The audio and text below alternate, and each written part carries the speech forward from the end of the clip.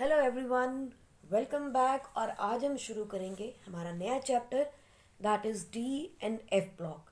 That is the part of inorganic chemistry. बच्चों में पता है कि पूरा का पूरा पीरियोडिक टेबल हमारा 4 ब्लॉक्स में डिवाइडेड है। S block, P block, D block और F block.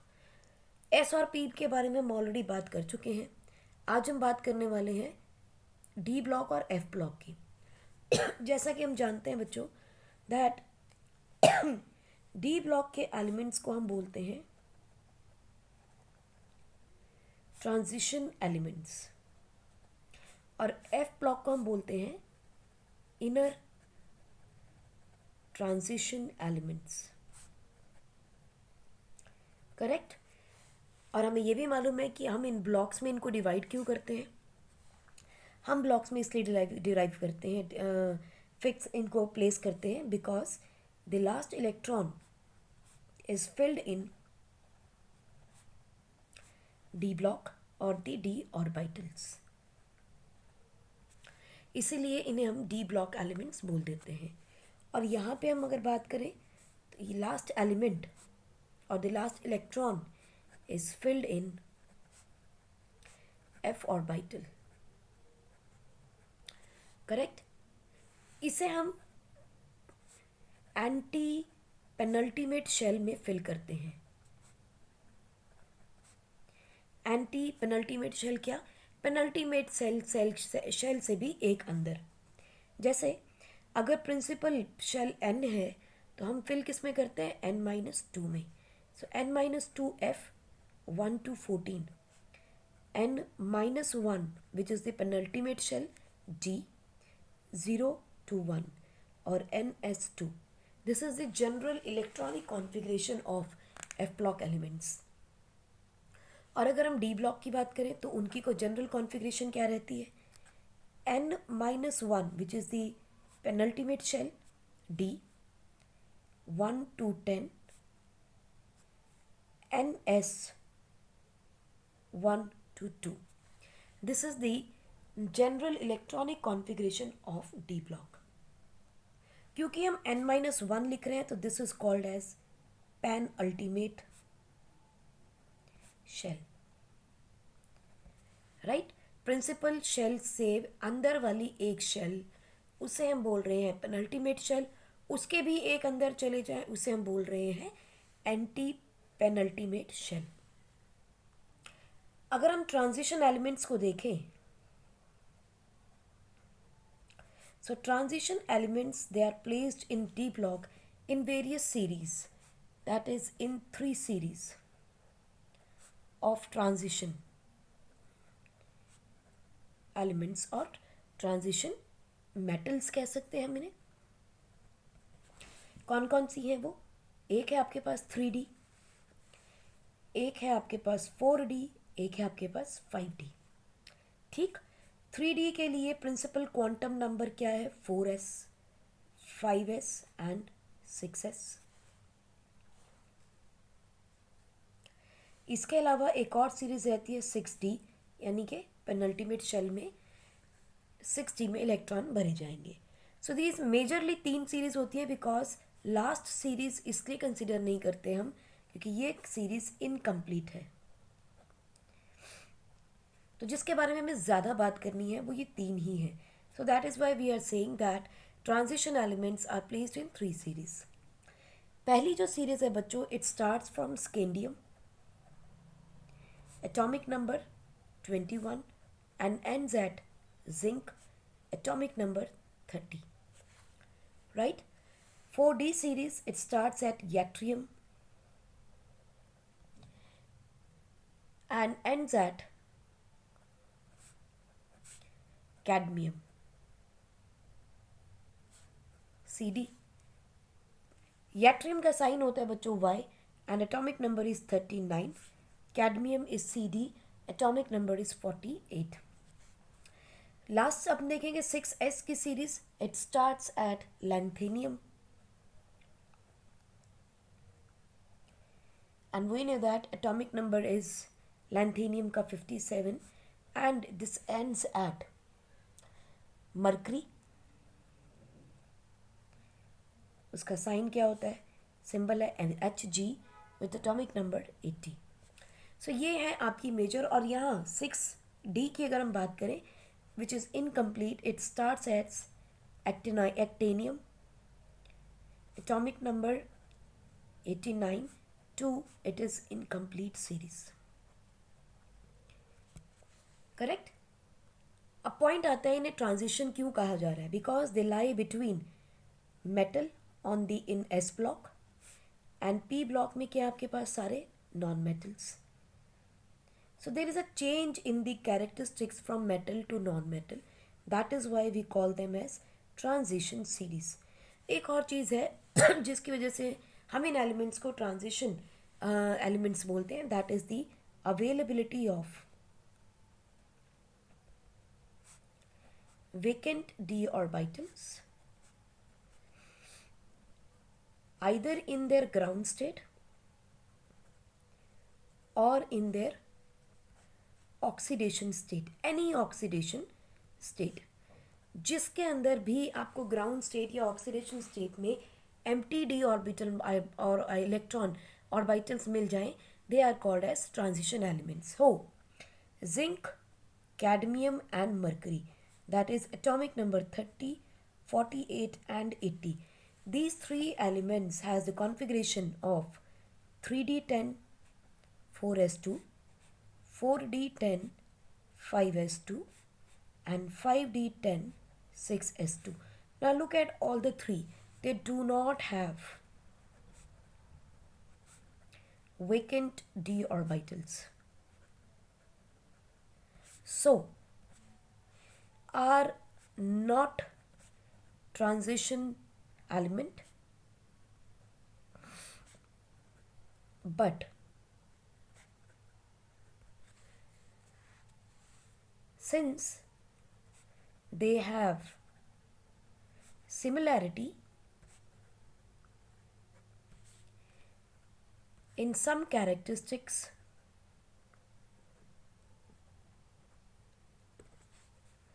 of transition elements,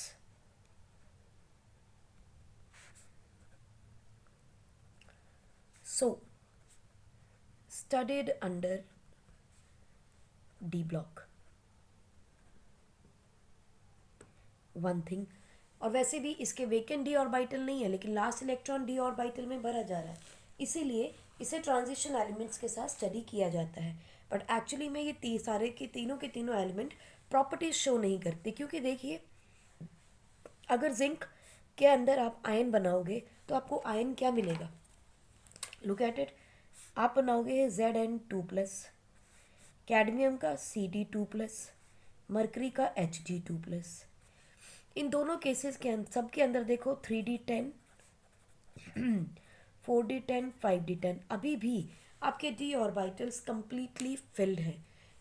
as a result इनके अंदर ना तो ऑक्सीडेशन स्टेट में वेकेंट डी ऑर्बिटल है, ना ही ग्राउंड स्टेट में। So they are not considered as D orbital. It is one of the important questions जो पूछे जाते हैं, why these three elements are not transition element, are not considered transition elements but still studied under D block. इसको पढ़ना block को क्यों important है, क्योंकि बहुत सारे ऐसे एलिमेंट्स हैं जो हमारे काम आते हैं। जैसे अगर हम बात करें कॉपर, सिल्वर एंड गोल्ड की, कॉपर का एटॉमिक नंबर 29, सिल्वर का एटॉमिक नंबर 47 एंड गोल्ड का एटॉमिक नंबर 79। सो 29 79 याद रखिएगा, बड़े काम आने वाले एलिमेंट्स हैं ये। Now these three elements are called as coinage elements, क्योंकि इन्हीं के देखो ध्यान से सिक्के होते थे, सोने चांदी और तांबे के सिक्के। So these are the elements that belong to coinage elements. At the same time आप ज़रा ध्यान से देखिएगा, silver 47, gold 79 and platinum 78. These three elements are the precious elements. ध्यान से देखो, हम लोग ज्वेलरी भी गोल्ड, सिल्वर और प्लैटिनम की यूज़ करते हैं। So these are the precious elements. इसके अलावा ध्यान रखिए, zinc, cadmium or mercury, they show pseudo noble gas configuration. What do you mean by pseudo noble gas configuration? Completely filled orbitals, so they do not react easily. ठीक है, so they show pseudo noble gas configuration. इसलिए भी इसको पढ़ना ज़रूरी है. और एक चीज़ आप ध्यान से देखो, टाइटेनियम, वैनेडियम, निकल, मॉलिबेंडम, iron, copper, they all and many other elements, they all have industrial importance. क्यों? बहुत सारी जगह इंडस्ट्रीज में यूज़ होते हैं और they work as catalyst also in various reaction. So इसीलिए इस डी ब्लॉक को समझना हमारे लिए बड़ा ज़रूरी है. तो ज़रा आप नोट कर लें, तो हम आगे चलते हैं. अगर हम इस ब्लॉक की इलेक्ट्रॉनिक कॉन्फ़िगरेशन देखते हैं तो हम देखते हैं कि इसकी जनरल इलेक्ट्रॉनिक कॉन्फ़िगरेशन है n-1 d 1 to 10 ns 1 to 2. इसका मतलब क्या है कि जो d ऑर्बिटल हैं वो पहले भरने चाहिए और ns बाद में भरना चाहिए. बट हमें मालूम है अकॉर्डिंग टू एफपॉस रूल हमारा ऑर्डर क्या रहता है, 1s2 2s2 2p6 3s2 3p6 then 4s2 and then 3d10 और उसके बाद 3p6. So this is what the order is. पहले 4s भरा जाता है फिर 3d. हमें मालूम है क्यों. 4 + 0 principal quantum number and azimuthal quantum number, right. Value is 4. इसका देखें, s की वैल्यू 0, p की वैल्यू 1, d की वैल्यू 2, f की value 3, right. So 3 + 2 that is 5. So we know that 5 is more than 4. So इसका मतलब 3d ऑर्बिटल की energy जो है इज़ मोर देन 4s. इसीलिए हम पहले 4s भरते हैं. लेकिन लिखते ऐसे क्यों है फिर, है ना. देखो इसके पीछे एक बड़ा खास रीज़न है बच्चों.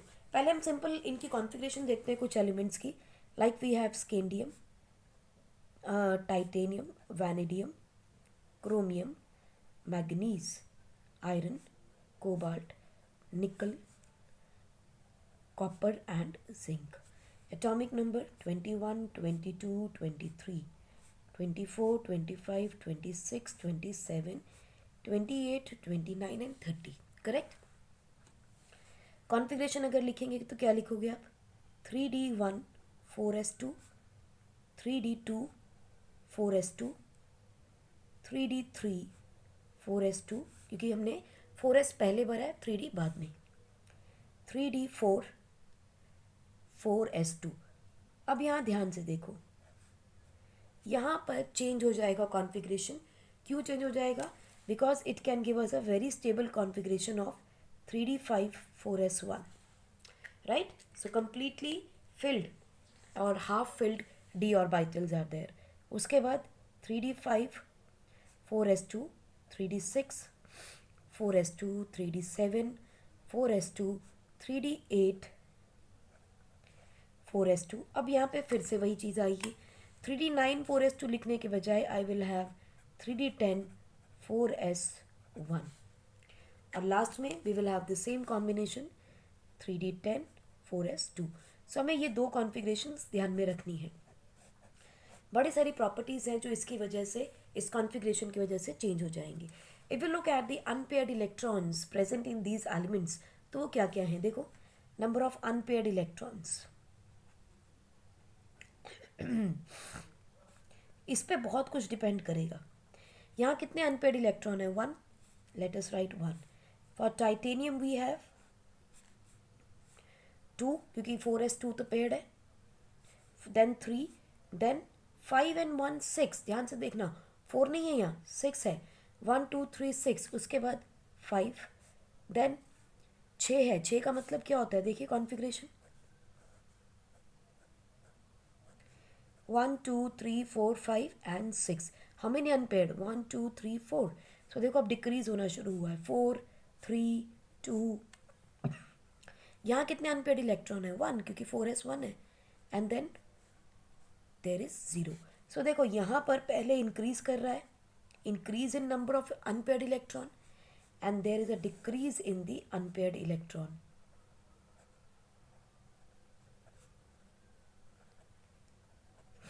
राइट?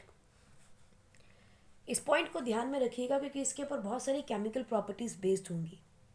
अब पॉइंट ये आता है बच्चों, जब हम जिंक के इलेक्ट्रॉन्स या आयन्स बनाते हैं, जिंक का एटॉमिक नंबर है 30, कॉन्फ़िगरेशन है इसकी आर्गन 18, 3d10, 4s2. हम ऐसे लिखते हैं. अगर जिंक का आयन बना दें तो हम क्या लिखेंगे? Configuration is argon 18, 3d10 and 4s0. तो इलेक्ट्रॉन पहले 4s से क्यों गए? जबकि 3d की एनर्जी लेवल ज़्यादा था तो इलेक्ट्रॉन 4s से क्यों गए? हमने तो पहले 4s भरे थे, बाद में 3d10 भरा था. अब ध्यान से सुनो क्यों. नो डाउट एफपॉज रूल के हिसाब से इलेक्ट्रॉन्स हम इस तरह से फिल करते हैं, लेकिन however as d orbitals starts filling, the energy of 3d gradually decreases and becomes less than 4s because in the period net nuclear charge increases with filling of 3d orbitals. Right? Now d orbitals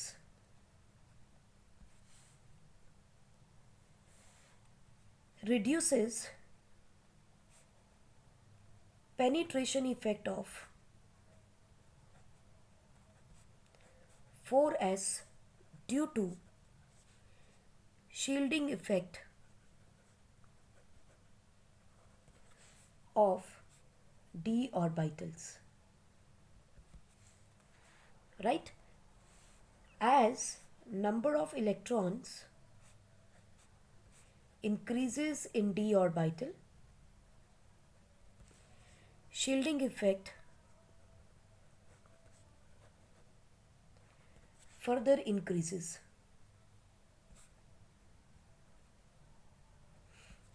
जैसे जैसे electron भरते जाएंगे वैसे वैसे 4s electron और nucleus से दूर होता चला जाएगा. ठीक? Therefore, energy of 4s orbital becomes greater than 3d orbitals. Now, on ionization,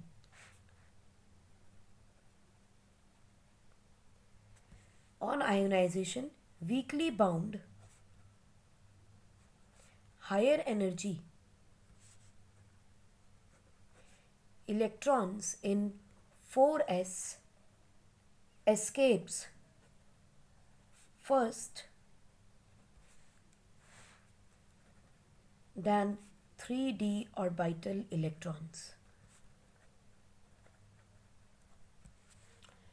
Right? इसीलिए हम ये देखते हैं कि जिंक का जब आयन बना तो आपके पास कॉन्फ़िगरेशन आती है 3d10 4s0, क्योंकि जैसे जैसे हम आगे बढ़ते हैं वैसे वैसे इलेक्ट्रॉन जैसे जैसे भरे जाएंगे उसी तरीके से आपकी जो एनर्जी है 4s ऑर्बिटल की वो कम होती जाती है as compared to d orbital. 4s orbital की बढ़ती जाती है, 3d की कम हो जाएगी. Look at this diagram where atomic number is related to the energy level. Right? तो यहाँ अगर आप देखेंगे पोटाशियम और कैल्शियम के लिए पहले 2 इलेक्ट्रॉन s ऑर्बिटल में आ गए, उसके बाद जैसे जैसे हमने d ऑर्बिटल को भरना शुरू किया from scandium, look at it, the energy graph of 3d is coming down and 4s is going up. उसका रीज़न क्या था? जैसे जैसे डी ऑर्बिटल में इलेक्ट्रॉन भरे जाते हैं, 4s इलेक्ट्रॉन की पेनिट्रेशन टुवर्ड्स न्यूक्लियस कम होती जाती है. As a result they will start moving away from the nucleus, और उनकी एनर्जी बढ़ती रहती है because they are weakly bound to the nucleus now. ठीक. So there is a change in the energy level of various orbitals with increasing nuclear charge. Correct? आप चाहें तो इसको ड्रॉ कर लीजिए for your reference on your notebooks. So हम आगे चलते हैं. Let's look at the general characteristics of transition elements. सबसे पहली चीज़ बच्चों, they are all typically metallic in character. Like we can say they are having high density, high melting and boiling point. They are hard, except you see mercury, which is liquid at room temperature. And if you look at zinc, cadmium and mercury all together, due to fully filled d orbitals, they behave like pseudo noble gases.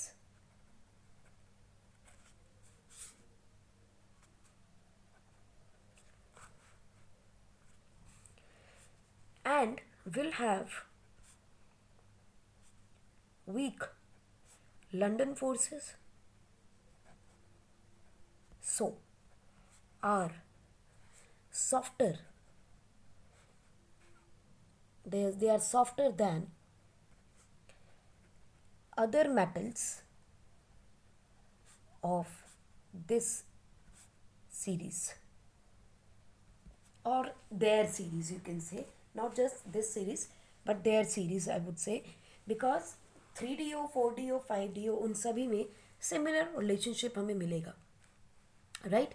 Although these elements should be harder than the s block element, but zinc वाला group यानी group number 12 के elements, they are not very hard, right? Number 2, they are usually solid at room temperature. Solid at room temperature, except आपको पता है कौन? Mercury, which is liquid at room temperature. Number 3, they usually have high melting and boiling point. So यूँ कह सकते हो आप, they have a melting point and boiling point of D block is more than S block and lesser than P block. Intermediate है ना भाई, transition है, तो इसका बॉइलिंग पॉइंट का रेंज इस तरह से चलेगा. और ध्यान रखिएगा, बॉइलिंग पॉइंट किस पे डिपेंड करता है? मॉलिक्यूलर मास पे, बॉन्डिंग कैपेसिटी पे, नंबर ऑफ बॉन्ड्स क्या बन रही है ना, स्ट्रक्चर्स पे डिपेंड करेगा उसके. हम इसके बारे में, सब के बारे में बात करेंगे. फिलहाल जनरल कैरेक्टर्स बात कर रहे हैं. They have higher density. So we can say that density of D block elements is higher than the density of S block elements. Number 5, the first ionization energy of D block is higher than the first ionization of energy of S block. As simple as that, क्योंकि जल्दी noble gas configuration achieve करते हैं. ठीक. और P block की तो सबसे ज़्यादा हाई है, तो आप यहाँ लिख सकते हो that of P block is higher, even higher than the D block. Number 6, अगर हम बात करें, they are electropositive in nature. पक्की बात है, कटाइंस बना रहे हैं, अनाइंस तो बना ही नहीं रहे. So they are electropositive in nature, they are metallic in nature. Number 7, they have good tendency to form complexes. हमने पढ़ा था कोऑर्डिनेशन कंपाउंड्स में बहुत सारे कॉम्प्लेक्सेस बनाते हैं. और ये क्यों बनाते हैं? Because they exhibit multiple oxidation states. Because they exhibit multiple oxidation states. Now their compounds are usually paramagnetic. Why paramagnetic? Because they will have unpaired electrons, right? Number 10, they form colored compounds. ये भी हमने coordination compound में पढ़ा था. They form colored compounds. Why so? Because of variable oxidation states. They can form alloys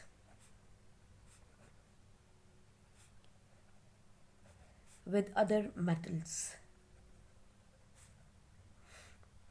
जैसे solder है, bronze है, even steel है. So these are the stainless steel है. These are all the alloys. They form interstitial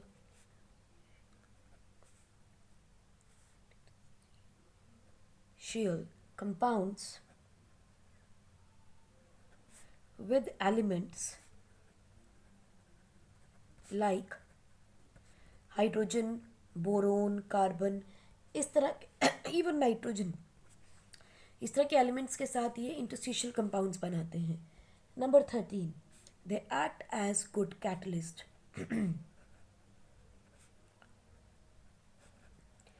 they act as good catalyst. आपको पता है निकल है, पैलेडियम है, देन यू हैव प्लैटिनम है, मॉलीबेंडम है, मैग्नीज हो गया, आयरन हो गया, क्रोमियम हो गया. They all act like various catalyst, even vanadium, right? So many examples are there. Number 14, there are greater horizontal similarities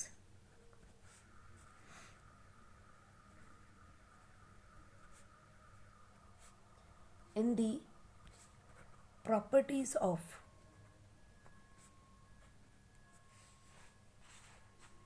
elements than main groups.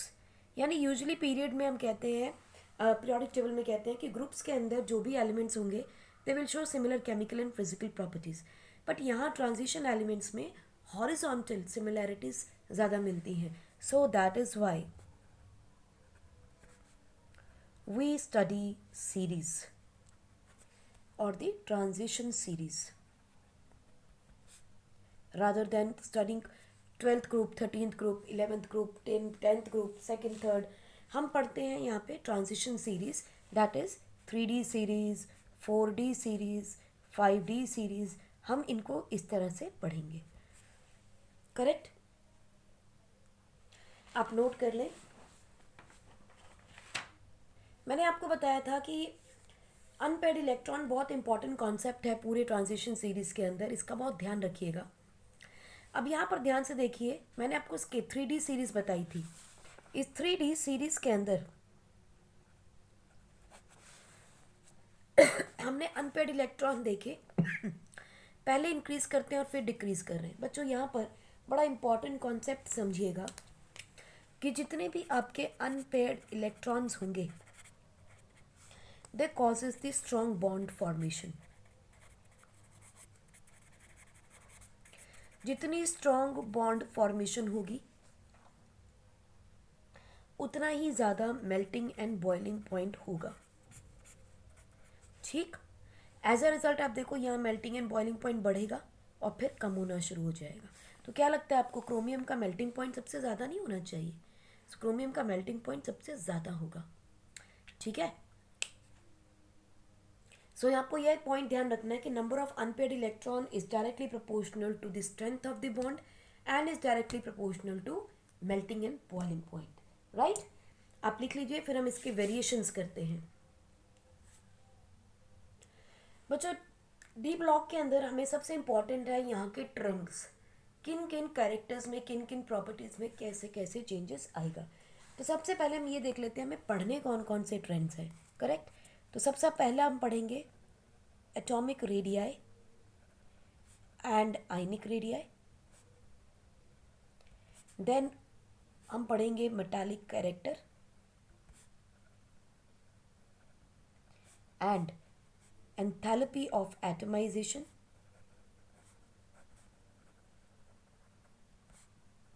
दोनों related हैं इसलिए साथ में ही पढ़ेंगे. Then we will talk about density, melting point and boiling point, ionization energy,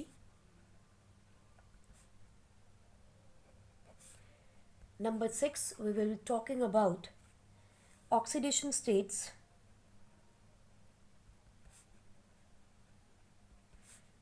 then we'll talk about electrode potential.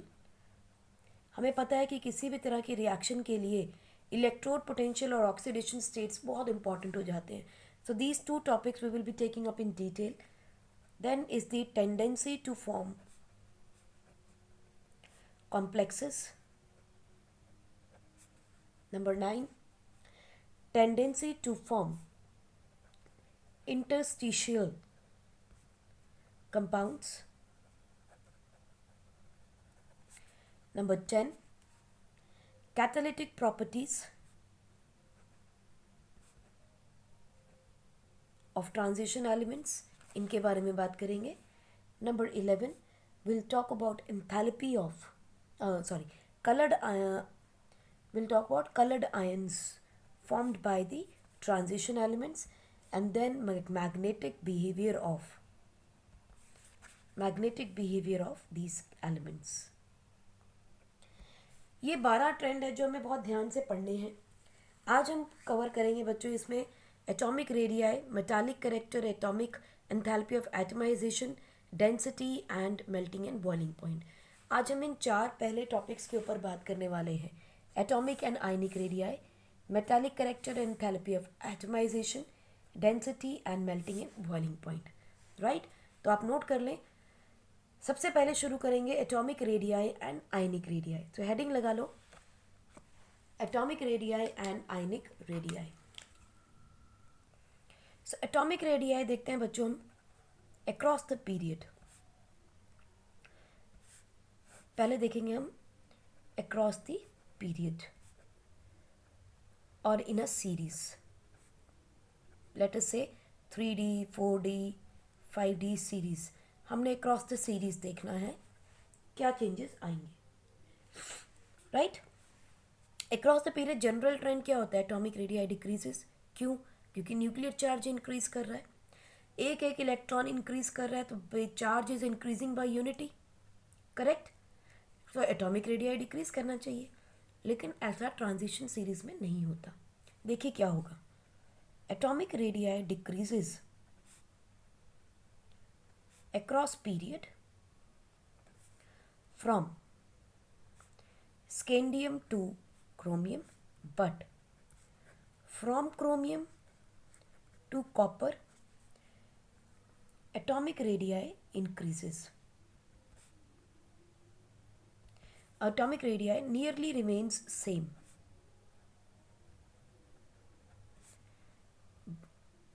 and from copper to zinc it increases. ठीक है, तो चलिए सीरीज को समझते हैं. बड़ा सिंप्लीफाई करके पढ़ते हैं इसको. स्कैंडियम से लेके आप क्रोमियम तक जाएंगे 21 से 24. ठीक, उसके बाद आप मैग्नीज से पहुंच जाएंगे कॉपर तक 25 से 29, और उसके बाद आप आ जाएंगे जिंक के पास 30th. ठीक, अब देखो क्या हो रहा है. जब हम स्कैंडियम से क्रोमियम तक गए तो न्यूक्लियर चार्ज इंक्रीज किया. ठीक, न्यूक्लियर चार्ज इंक्रीज कर रहा है. Number of the valence unpaired electron कितने हैं? Unpaired electrons 3d5 4s1. बोलो ठीक. हाफ फिल्ड कॉन्फ़िगरेशन आ गई, स्टेबल कॉन्फ़िगरेशन आ गई. इसमें कोई रिपल्शन नहीं है. इलेक्ट्रॉन इलेक्ट्रॉन रिपल्शन कैसी है? Nil. There is no electron electron repulsion. Charge बढ़ रहा है, अनपेयर्ड इलेक्ट्रॉन है, रेडियस जो है वो कम हो जाएगा. सिंपल है. It is going to decrease. बोलो ठीक. मैग्नीज से क्रोमियम में क्या हो रहा है? Yes, nuclear charge is increasing, definitely increasing. मगर अब देखो पेयरिंग शुरू हो गई है. Unpaired electrons are decreasing. Unpaired electrons are decreasing. Pairing होनी शुरू होगी तो इसका मतलब इलेक्ट्रॉन इलेक्ट्रॉन रिपल्शन बढ़ने लगा। सो न्यूक्लियर चार्ज भी बढ़ रहा है, इलेक्ट्रॉन इलेक्ट्रॉन रिपल्शन भी बढ़ रही है। As a result nuclear charge के इफेक्ट को ये रिपल्शन न्यूट्रलाइज कर देगी। ठीक है, so there is nearly similar और द सेम एटॉमिक रेडियाई रह गया। करेक्ट। जिंक की तरफ क्या हो रहा है? न्यूक्लियर चार्ज डेफिनेटली इंक्रीज किया है। अनपेड इलेक्ट्रॉन कितने हैं यहाँ पे? 0। As a result electron electron repulsion काफ़ी बढ़ जाती है। So the effect of nuclear charge decreases then the repulsion. ठीक, सो इसकी वजह से एटॉमिक रेडियाई जो है वो बढ़ जाता है। सिंपल है। जिंक स्केंडियम से क्रोमियम गए, न्यूक्लियर चार्ज बढ़ रहा था, रिपल्शन थी नहीं, एटॉमिक रेडियाई कम हो गया। लेकिन जैसे जैसे रिपल्शन बढ़नी शुरू हुई because of pairing, atomic radii के ऊपर कोई असर नहीं आया क्योंकि न्यूक्लियर चार्ज को ओवरकम करने में चला गया। लेकिन जैसे जिंक पे पहुंचे, अनपेड इलेक्ट्रॉन 0 रह गए, रिपल्शन बहुत बढ़ गई, आपका एटॉमिक रेडियाई कम हो जाएगा। ठीक, सो यहाँ यूँ कह सकते हैं electron electron repulsion predominate nuclear effect. Repulsion ने इफेक्ट इतना ज़्यादा दिखाया, ठीक है, कि आपका एटॉमिक रेडियाई इंक्रीज कर गया। So this is what is the trend of atomic radii in a series और इन अ पीरियड। नोट कर लें फटाफट से पॉज करके। अब हम देखते हैं एटॉमिक रेडियाई का trend down the group. General trend क्या कहता है? जैसे जैसे डाउन द ग्रुप नीचे आएंगे एटॉमिक रेडियाई बढ़ना चाहिए, डेफिनेटली बढ़ना चाहिए। ठीक है, तो देखो 3D series, 4D series, 5D series, definitely आपका जो एटॉमिक रेडियाई है वो इंक्रीज करेगा, इंक्रीजेस डाउन द ग्रुप। क्यों इंक्रीज कर रहा है ये हमें पता है, because number of shells increases. ठीक, मगर this increase observed in 4D and 5D series is very less, यानी they have nearly the same radii. अब सोचो क्यों? It is due to lengthenoid contraction. Due to lengthenoid contraction, as electron in f orbital are filled, these f orbitals, due to distorted structure, due to distorted shape,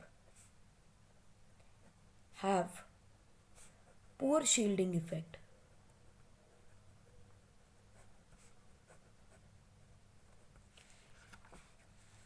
So, increase in size due to shell is nullified by increased nuclear force on outermost electrons, right? As a result, change in atomic radii from 4D to 5D is very less. This is the reason हम देखते हैं that 4D and 5D elements have nearly same chemical and physical properties, और इसीलिए हमें mainly 3D को ही पढ़ना है। ठीक, अगर हम आयनिक रेडियस की बात करते हैं यहाँ,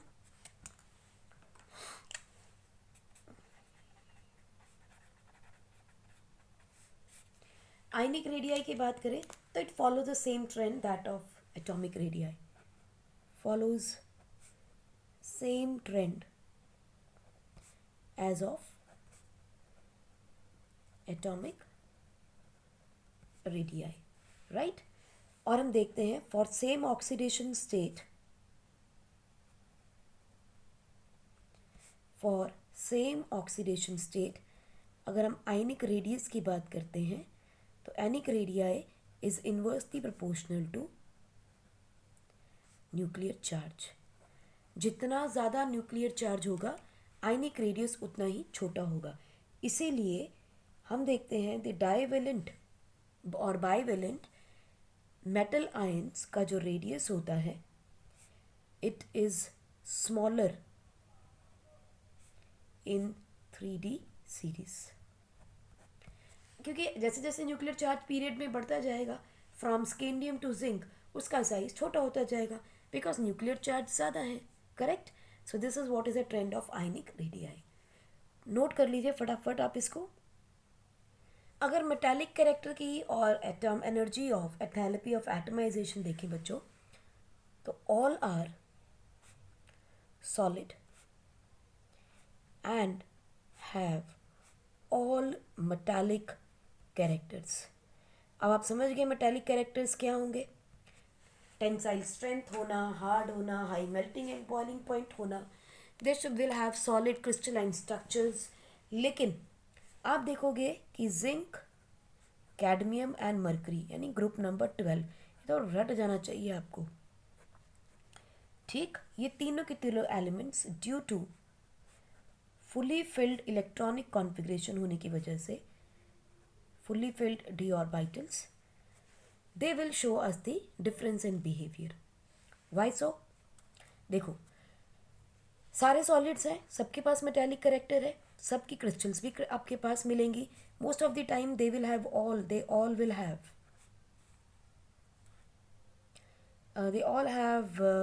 HCP, BCC या CCP क्रिस्टल्स मिलते हैं उनके, लेकिन इनके नहीं मिलते, ठीक है। क्रिस्टल्स इन ऑल कंडीशंस, ठीक। बट these three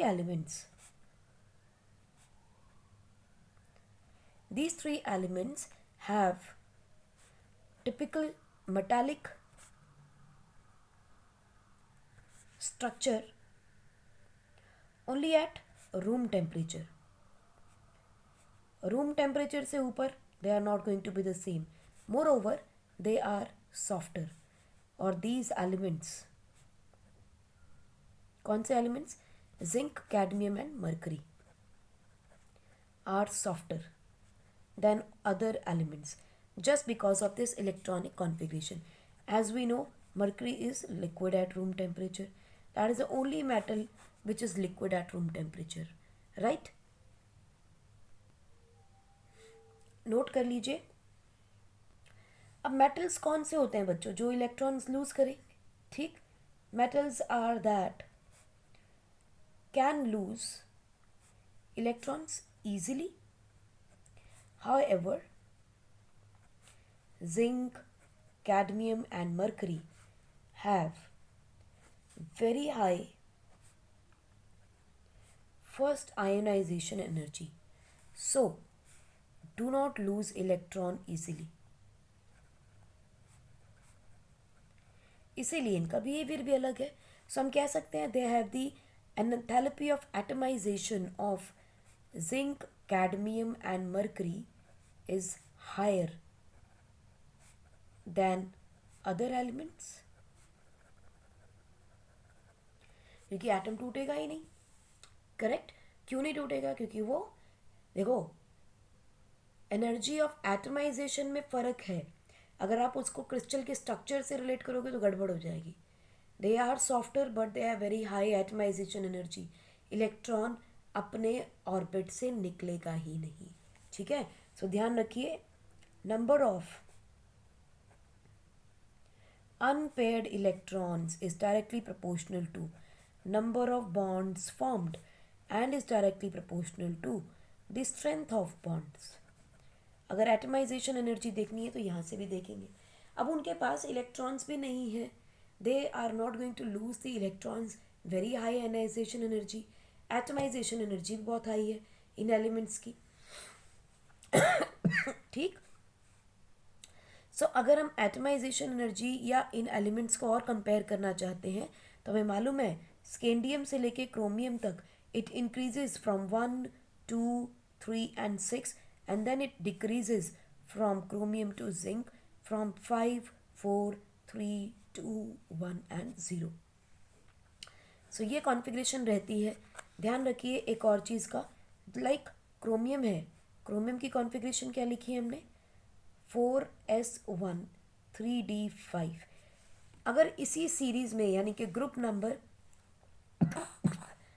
6 में अगर हम देखें तो क्रोमियम के नीचे है आपके पास मॉलीबेंडम। मॉलीबेंडम का एटॉमिक नंबर है बच्चों 42।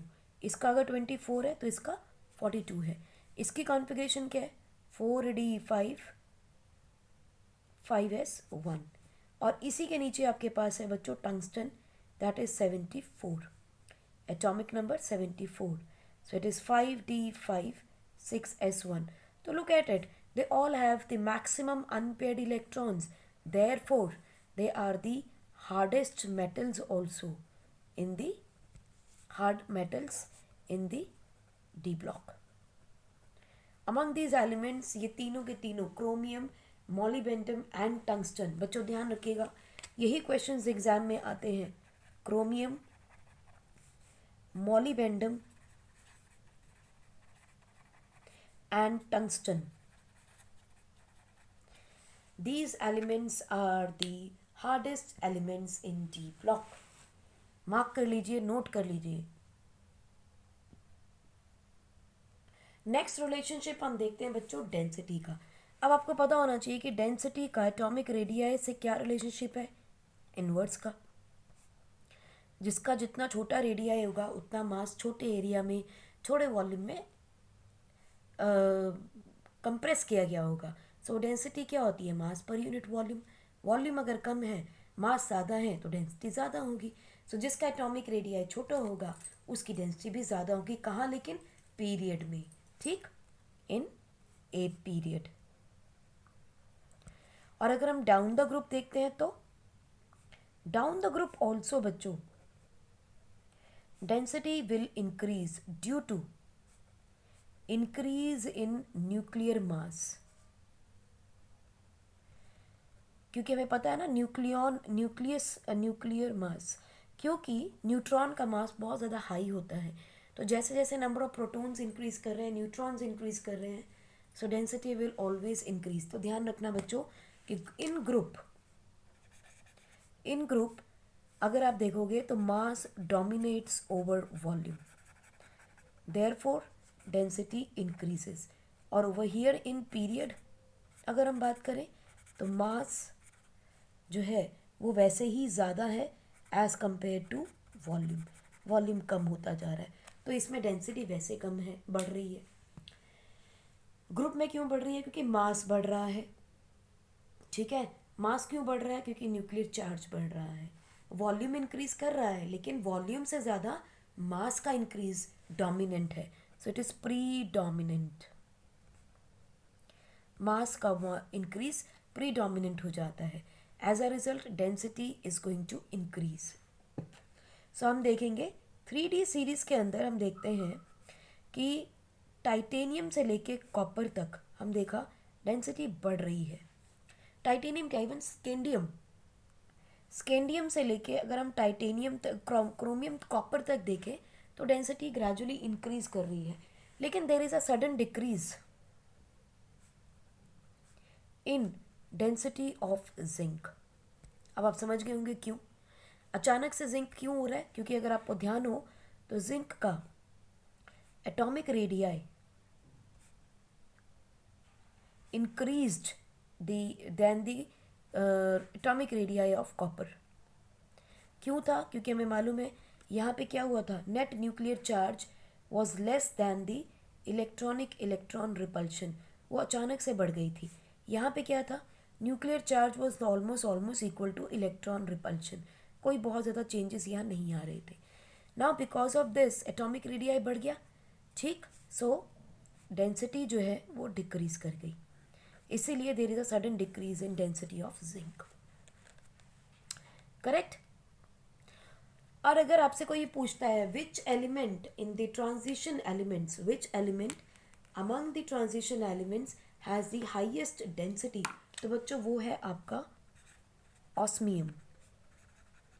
Osmium is OS, atomic number 76 with configuration xenon 5d6 6s2. It has the maximum density in transition elements.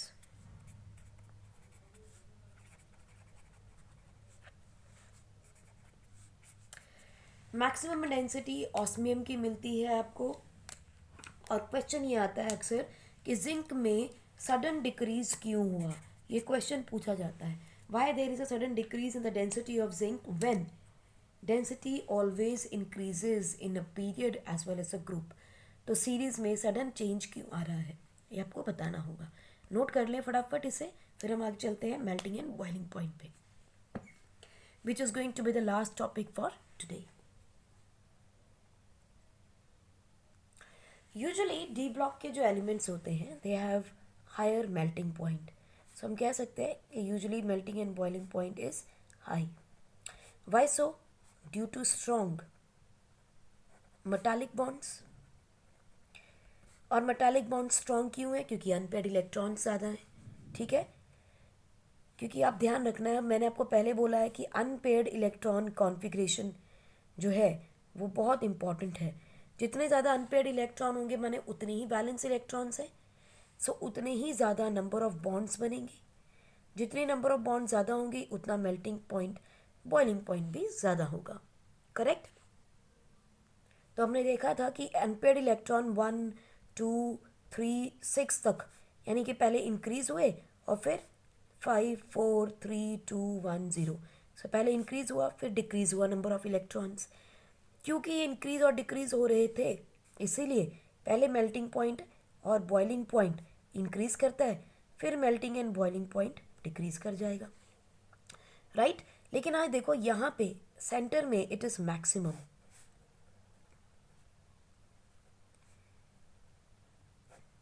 Right.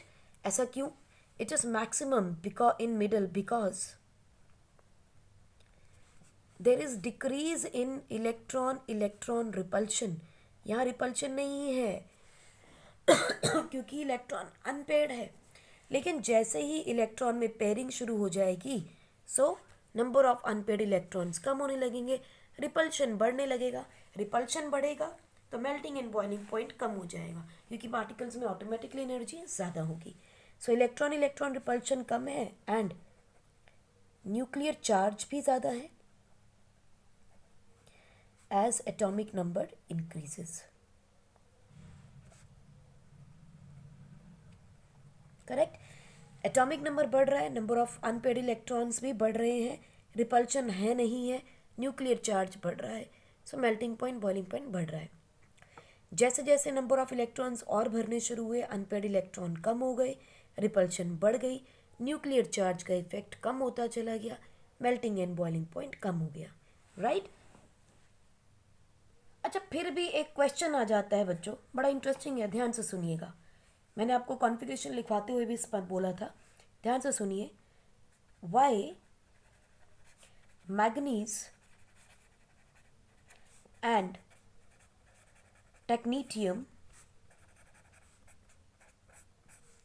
atomic number 43 has lowest melting point and boiling point in respective series.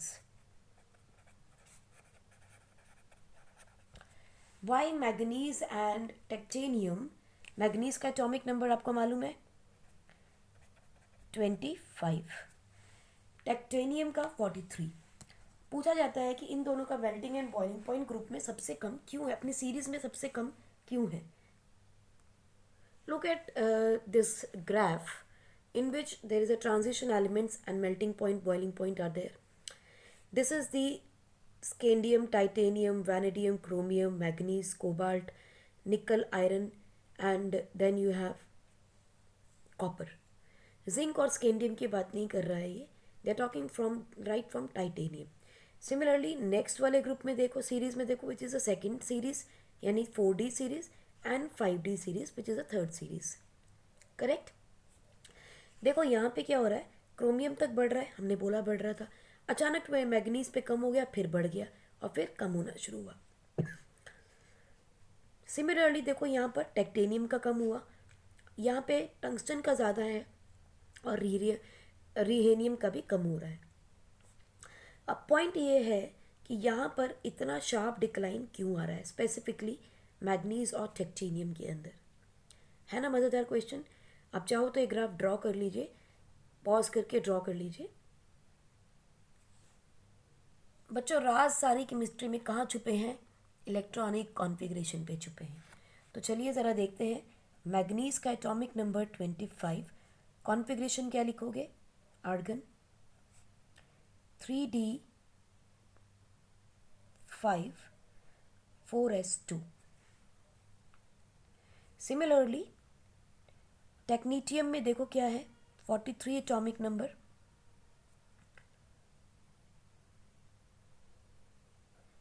Krypton 4D5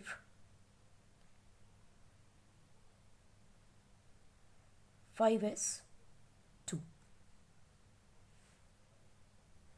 दोनों के अंदर आप देखो ध्यान से कि यहाँ पर हाफ फिल्ड d ऑर्बिटल है which is a very stable configuration. So both of these elements have stable half filled d orbital electronic configuration, right? Therefore they have lowest melting point and boiling point. Stable configuration की वजह से ये reactivity show नहीं करते, इसीलिए इनका melting point और boiling point सबसे ज़्यादा स्लो रहेगा, क्योंकि सारे अनपेयर्ड इलेक्ट्रॉन्स हैं. ठीक है, तो इनको निकालना आसान भी है. एक टाइप से देखा जाए स्टेबल कॉन्फ़िगरेशन है. स्टेबल कॉन्फ़िगरेशन होने की वजह से ये बॉन्डिंग शो नहीं करेगा, बॉन्ड बनेगी नहीं तो तोड़ना भी बहुत आसान है. करेक्ट. यानी कि इन इलेक्ट्रॉन्स को बॉन्डिंग की बनेगी नहीं, मेटालिक बॉन्ड्स ही नहीं बन रही. और हमने क्या कहा था, जितने ज़्यादा मेटालिक बॉन्ड्स बनेंगे उतनी ही ज़्यादा बॉइलिंग पॉइंट और मेल्टिंग पॉइंट होंगे. Now these are the stable configurations में बैठे हैं. अगर स्टेबल हैं तो बॉन्ड बनाना ही नहीं चाहेंगे, बॉन्ड बनाएंगे नहीं तो melting and boiling point lower रह जाएगा. करेक्ट. इसी तरह से आप देखोगे similarly रिहीनियम, that is Re with atomic number 75, has the configuration of xenon 5D5 6s2. So that is why even this is going to have a lower what do you say, the melting point and boiling point.